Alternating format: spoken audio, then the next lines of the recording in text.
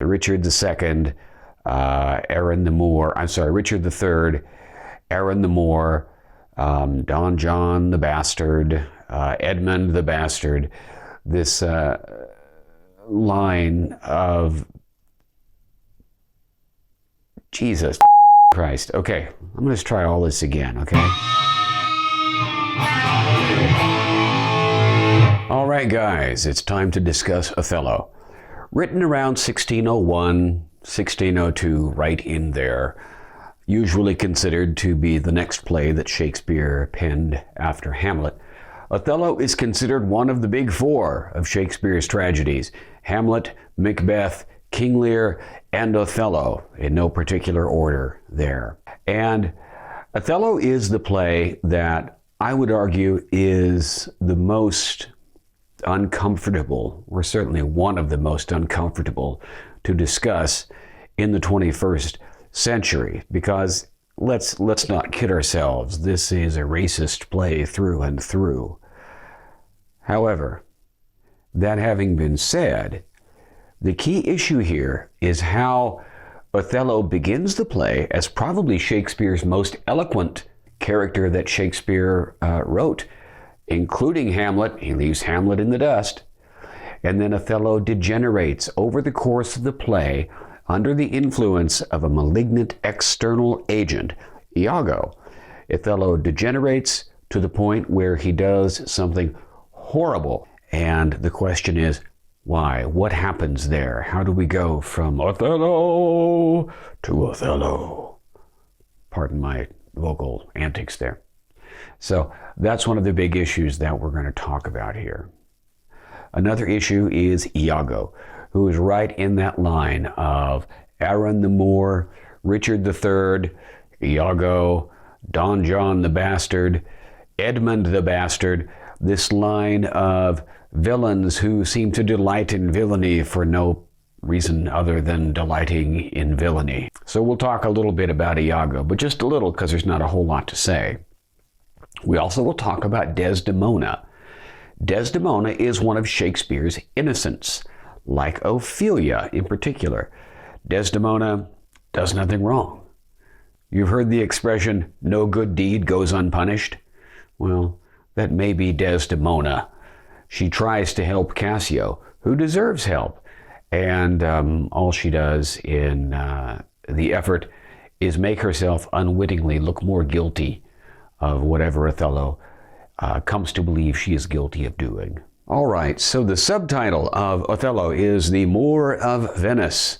Moor describes Othello's ancestry. He is an African. Yes, he is black. The word Moor begins originally with the Greek Mauros, which mutates into the Latin Maurus, and becomes eventually the French Maures, and the Spanish Moros, and the English Moor. So we see sort of the evolution of the word there, as if you care. I just kind of like that sort of thing. And there was, in fact, I'm told, a kingdom of Mauritania in northern Africa. So this is where Othello is from. There was a period of time, late 18th and through the 19th centuries, when Othello in productions was made to seem a little more Middle Eastern than African. And in fact, as late as the late 20th century, you can find critical articles that refer to Othello's Oriental background.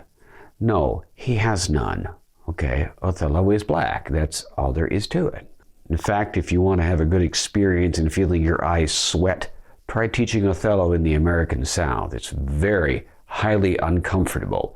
In fact, in terms of Shakespeare's plays that make a person uncomfortable to talk about, let alone to teach, I'd put Othello and Taming of the Shrew as tied for first place, because both of these plays involve attitudes from characters, if not necessarily from the playwright himself, attitudes that we find, for lack of a better word, repugnant. At least most of us, thankfully, find these attitudes repugnant in the 21st century.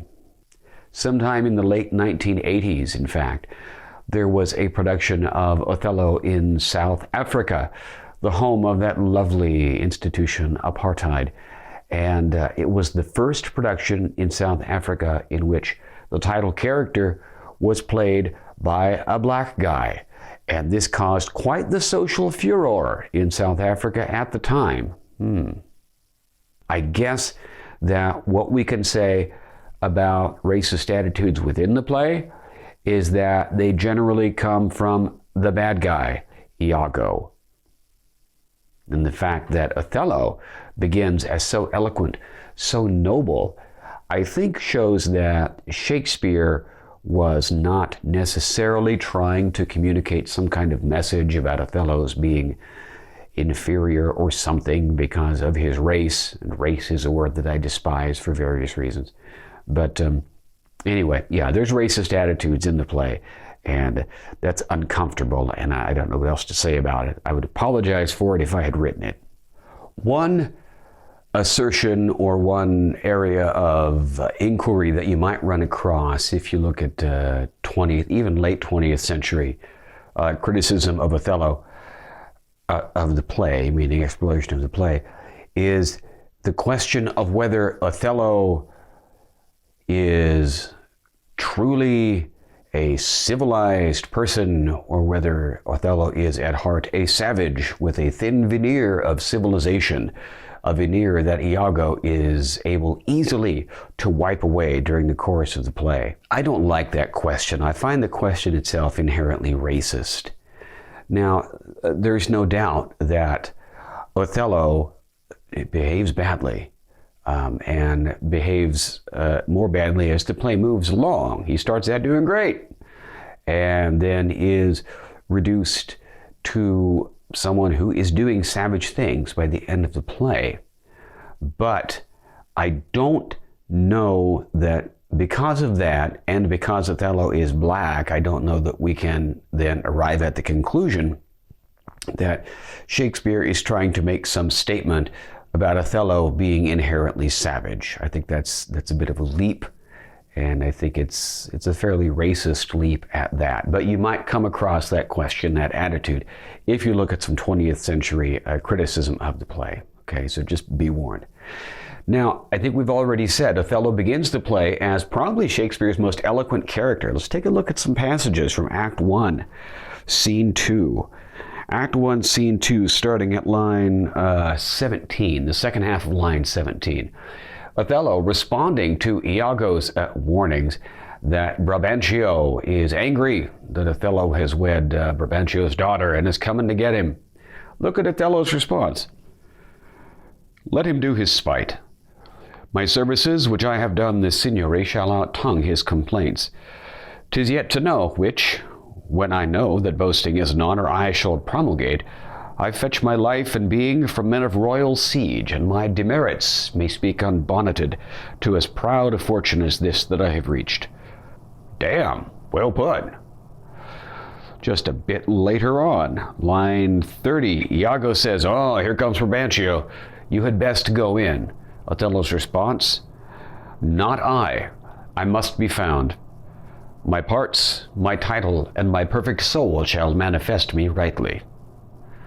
Man, that's some good speaking. I like it. And let me see, there's one more bit that I particularly like. And Othello just speaks extremely well all through Act 1, Scene 2. But it is at line 59 in particular, when the folks on Othello's side, well, ostensibly on Othello's side, and the folks on Brabantio's side apparently draw their swords in anticipation of combat.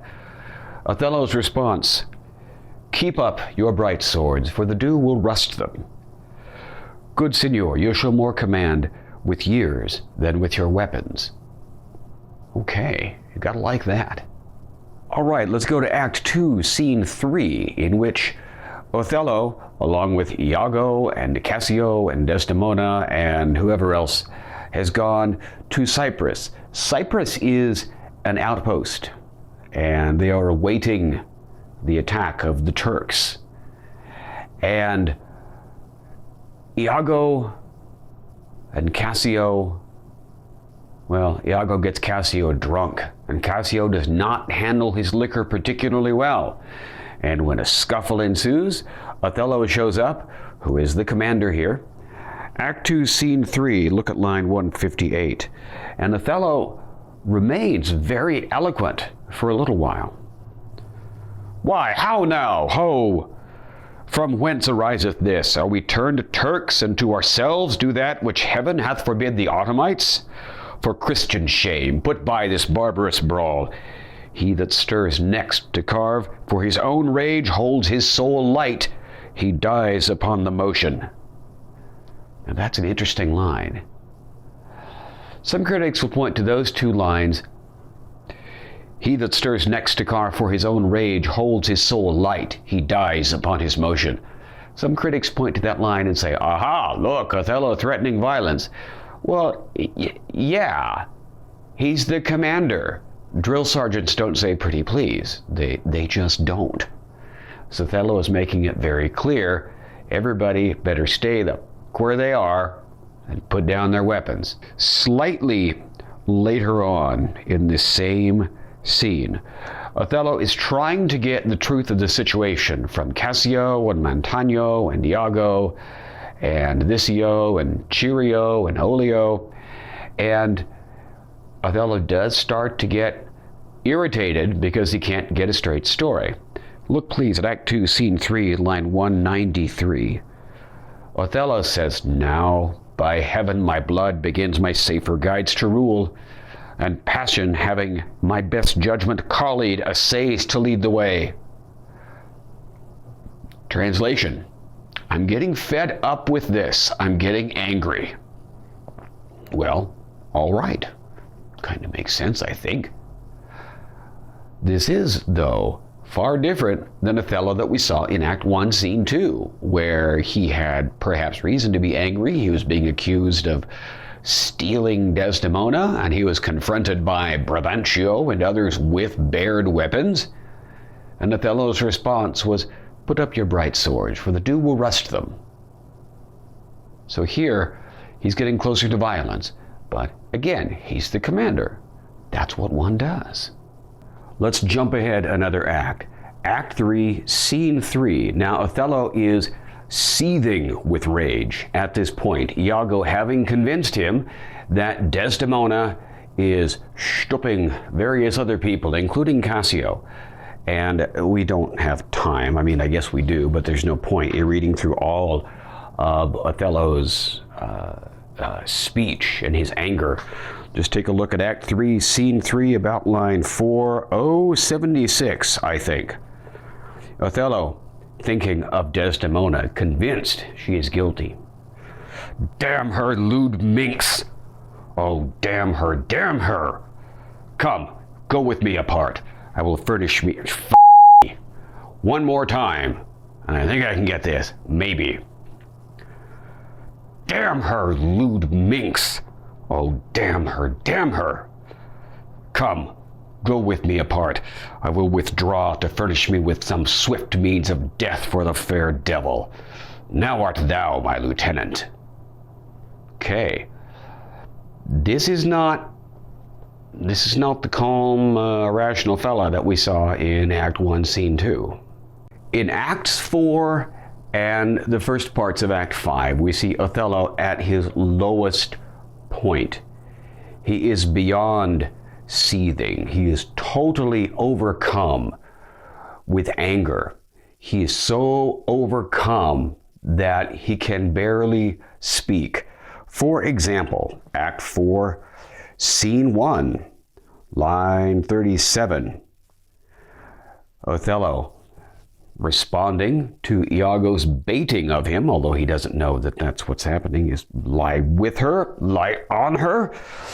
We say lie on her when they belie her. Lie with her. Zones, that's fulsome. Handkerchief. Confessions. Handkerchief. And on and on. And, right. This is not the guy that we heard talking about putting up bright swords and his perfect soul and his parts and manifesting rightly and so forth in Act 1, Scene 2. He has totally bought what Iago is selling, which is the myth that Desdemona is being unfaithful. And ultimately, Othello murders Desdemona because of this. Passion has completely overcome reason. It was believed in the Renaissance that reason and emotion were two elements of the human being and that they needed to be in balance. Well, Othello is out of balance by the time we get to late in Act 4 and in Act 5 of this play. But a thing about that, take a look at the scene in which Othello actually murders Desdemona, Act 5, Scene 2. When Othello comes in, he is calm again. He is eloquent as he was in Act 1. It is the cause, my soul. Let me not name it to you, you chaste stars. It is the cause. Yet I'll not shed her blood, nor scar that whiter skin of hers than snow, and smooth as monumental alabaster. Yet she must die, else she'll betray more men. Put out the light, and then put out the light. If I quench thee, thou flaming minister, I can again thy former light restore, should I repent me. But, he addresses the sleeping Desdemona, once put out thy light, thou cunningest pattern of excelling nature, I know not where is that Promethean heat that can thy light relume. When I have plucked thy rose, I cannot give it a vital growth again. It needs must wither. Extremely eloquent. This is the guy, apparently, after all, that we met in Act 1, Scene 2, except he's getting ready to murder his wife. So other than that small bit. And we know what happens after that. He kills Desdemona, and then the truth comes out. He realizes that he has been played by Iago. And everything goes south from there, even souther than it was before. And at the end of Act 5, Scene 2, starting at line 338 and following, Othello states, "Soft you." He's saying this to Lodovico and so forth that are present and going to arrest him. "Soft you, a word or two before you go. I have done the state some service, and they know it. No more of that. I pray you, in your letters, when you shall these unlucky deeds relate, speak of me as I am. Nothing extenuate, not set down aught in malice. Then must you speak of one that loved not wisely, but too well. Of one not easily jealous, but being wrought, perplexed in the extreme. Of one whose hand, like the base Judean, threw a pearl away, richer than all his tribe. Of one whose subdued eyes, albeit unused to the melting mood, drops tears as fast as the Arabian trees their medicinable gum. Set you down this, and say besides that in Aleppo once were a malignant, and the turbaned Turk beat a Venetian and traduced the state. I took by the throat the circumcised dog and smote him thus. And he kills himself. So, again, it's an eloquent speech. And Othello, apparently, is attempting to do what he sees as justice. He saw as justice his murdering of Desdemona. We saw the line, "Yet she must die, else she'll betray more men." And he sees as justice the killing of himself, because he killed Desdemona, as it turns out, unjustly. Now, is this truly justice? We can debate that question here in the 21st century. I would hope that we would say, no, neither killing is justice. But that is a question that one can take up.